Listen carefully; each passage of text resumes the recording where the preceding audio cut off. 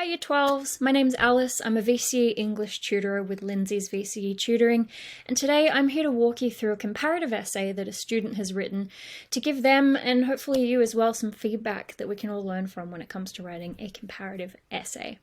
To start off with the introduction, something I always advise is to start off with a broader sentence that kind of answers the topic with reference to the text before you move on to your signposting when you say where your arguments are going to go, because it can be a little bit confusing if the signposting is kind of blended into that first sentence of the introduction, and the examiners don't have a lot of time to mark your essay in the final exam.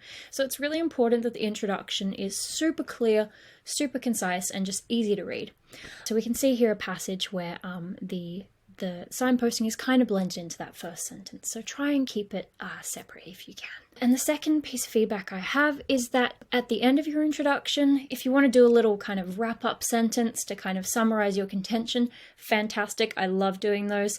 I recommend using a word like ultimately, essentially, or thus, something like that, just to signal that you're no longer signposting. This is coming back to your contention. It just makes it a lot easier for the examiner. Okay, something this student has done really well is some analysis. So if we look here, what they've done is they've got a quote, they're unpacking the language of the quote and linking that then to Arthur Miller, the author's intention. They're arguing that Miller has deliberately used this language to explore a particular idea, which is exactly what analysis should do. So really fantastic stuff there. Highly recommend unpacking the language of a quote, not just saying this quote demonstrates this. If you can unpack the language, it really shows the examiner that you understand English as a whole, that you understand how texts work, how authors work. So highly recommend doing that. I also really like what this student has done with comparisons. They take these comparisons and they look at them in great detail. They don't just look at what's similar, they don't just say that something's similar, but they also look at the differences and they use this as a point of discussion. So this is something that I'm always telling my students as well, is that you should treat the comparison in the comparative essay kind of like a technique on its own. We're not just here to point out the similarities or differences between the text.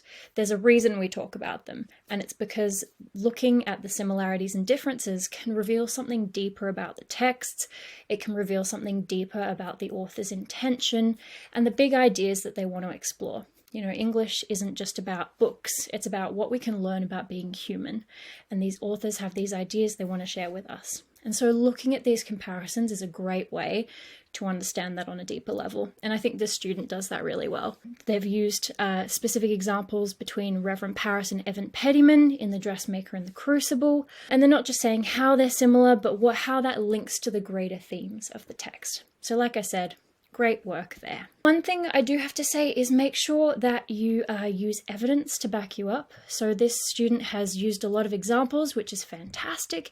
Make sure you've got lots of quotes too. I know it can be really hard. You've got to memorize a lot of quotes for that final exam. But try and make sure that you've got some good quotes for a variety of themes so that you're not stuck without any quotes.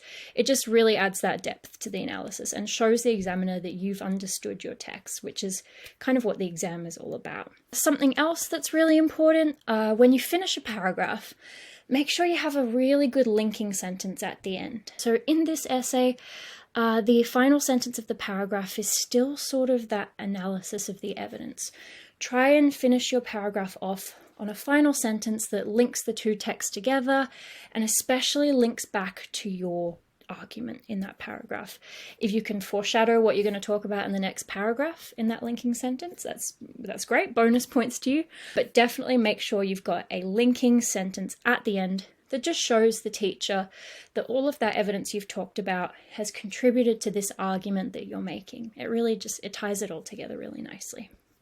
And then next we have down here some really great meta language is being used. So like I said before, this student really unpacks the quotes on a language level, and we can see this. They're using the word alliteration here. Words like alliteration, metaphor, imagery, stuff like graphic language, nature imagery, stuff like that. It really shows sophistication in the analysis, so I highly recommend having some meta language under your belt. Have a think about your text, have a think about what techniques the author or authors usually use, and try and memorize some really good meta-language words like those, because it really just adds a depth of sophistication to your analysis. And that's the main feedback I have for this essay today. I hope you've enjoyed and I hope you've learnt something, and happy studying.